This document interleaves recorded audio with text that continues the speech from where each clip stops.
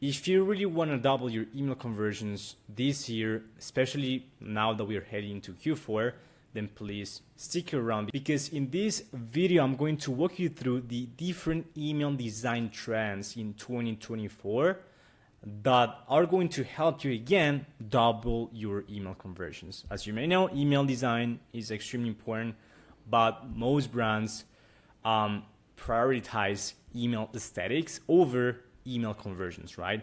In this case, we want to make sure like both are equally important, but again, we just don't overlook the importance of having an optimized email design that converts really well. So with that being said, let me dive into the first email trend in 2024, or like email design trend this year.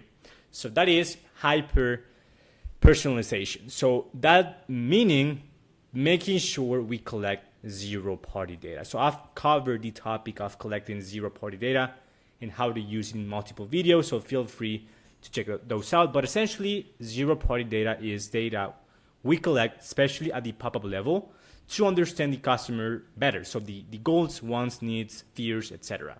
As you may know here, for some, with these examples right here, we can definitely see, like, for example, for this skincare brand, they're asking so this is right after they ask for the email, right? So they get the email and then they ask these questions. So what's most important when choosing an anti-aging product for fast results, clean, safe ingredients, etc.? Here, for example, we've got what's the brand of your best fitting bra? And they select that. And then here you're interested in different collections, stuff like that. So that way, the reason why this is important is because we can tailor the customer journey, in this case, the welcome series, for example, to just align with their objectives that they responded here better, right? For example, here with Avi, in this example, I just went to their store and then I got this pop-up right here. And before, so they do it the other way around, where they ask the question first. So you've got 20% off to claim your discount. Tell us what's your goal: healthy hair, skin and nails, slimming down, boosting immunity, balancing my mood. So I'm gonna click here, slim, and then I just put the email here to get the code. And once I get the code, of course, they will tailor the welcome series accordingly to what I responded here. So that way, the copy and everything resonates way more with what my goals are. And this is gonna make a huge difference in your email marketing moving forward. I can guarantee you that. So essentially, yeah, hyper personalization is the first one. So utilizing zero-party data at the pop-up level, and also like some post-purchase surveys to understand your customers already. Pop-ups is for people who are not your customers yet, and post-purchase is for people who, of course, are your customers already. So reason why this is important, as I mentioned before, is because more relevant content and offers equals way more revenue with emails, and then email without personalization leaves a poor impression, which equals obviously less sales. You don't want to be super generic, right? Again, if you sell skincare, for instance, you have many products, hopefully a range of products that actually solve a very specific different pain point, right? So you want to understand why your customer is going to your store, and what problems you can solve with which products, right? And that way, again, you can tailor the flow infrastructure based on those responses. So first things first, hyper personalization. Second trend, which is really important, is graphic-based emails. So to be honest, like for 90% of our clients and 90% of the emails we send are purely graphic-based, so only images. The reason why is because I freaking hate dark mode. And if you use like direct body copy or HTML, for instance, then of course, a lot of that HTML will get converted into dark mode, because most people use dark mode. And then it's gonna look not really pretty, and it might look not visible whatsoever. So if you use only images, for example, then you don't need to worry about dark mode, which is a big plus. Second, they just look great, obviously. And then they are branded as well, which leaves a good impression. And for offers, so let's say, for example, for Black Friday or a flash sale or whatever, graphic-based emails, they convey the offer immediately, which is extremely important. And you just get to the point with the offer.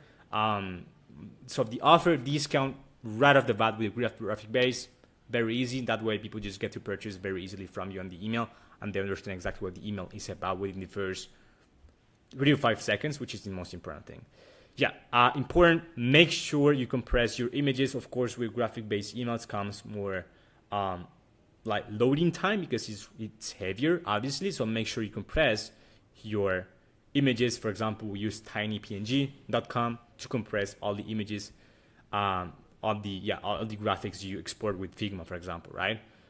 So yeah, second trend is graphic-based emails. Again, pretty straightforward, but really good if you don't want to deal with dark mode and you want to make sure your emails look great.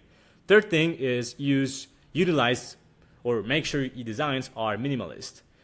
Too many elements tend to confuse readers and reduce the click-through rates. Of course, if you have a bunch of stuff crammed together in one single email, especially on mobile, it becomes just too overwhelming and people will basically close your email, and that's pretty much it, right?